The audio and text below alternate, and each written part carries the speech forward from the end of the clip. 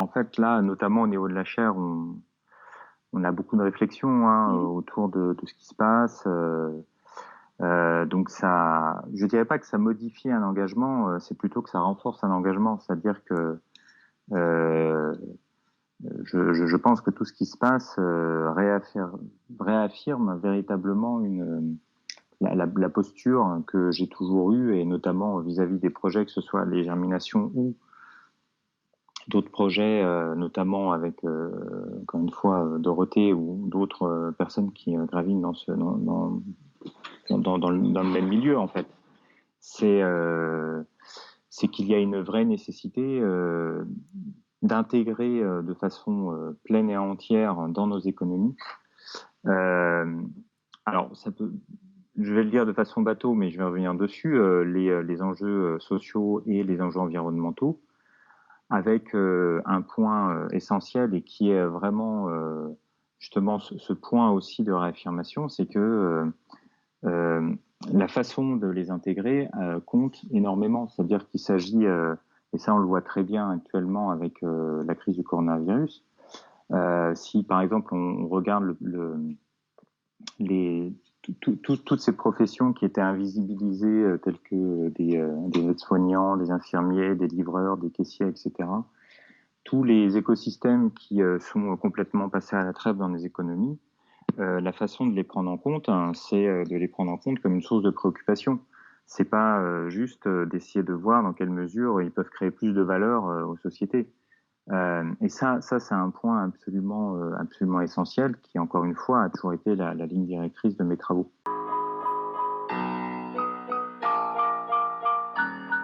Le sujet, donc, c'est donc déjà sur la comptabilité écologique. Euh, c'est de façon plus précise comment faire en sorte que les comptabilités d'entreprise et en fait les bilans et comptes de résultats, donc en fait le langage premier de l'entreprise, puisse évoluer pour prendre en compte les enjeux donc socio-environnementaux. Donc ça c'est une première chose, mais derrière, cette prise en compte donc ne doit pas être n'importe comment, et vraiment le sujet qui me tient à cœur, c'est la question de la préservation et de considérer que ce soit les écosystèmes, que ce soit les êtres humains, doivent être pris comme source de préoccupation et pas comme juste source de valeur, et que la comptabilité doit montrer ces sources de préoccupation. Et donc derrière, et c'est un des éléments fondamentaux que je défends dans mes travaux, et avec aussi les personnes, les collègues, qui soient anciens chercheurs ou praticiens ou autres, c'est l'idée de la prise en compte de la dette que nos économies ont vis-à-vis des entités naturelles et des êtres humains. Et donc derrière, il y a notamment le modèle CARE, qui est donc ça c'est vraiment un des gros sujets que je porte, qui est le modèle donc Comprehensive Accounting in Respect of Ecology, qui est ce modèle donc totalement intégratif d'évolution du bilan et de compte de résultats, qui est basé sur l'idée que les capitaux naturels et humains à rajouter sont des passifs, c'est-à-dire des dettes que l'entreprise a vis-à- -vis des entités environnementales et des êtres humains, et non pas de simples actifs, donc de simples sources de valeur. Il s'agit de vraiment, encore une fois, considérer ça comme des sources de préoccupation.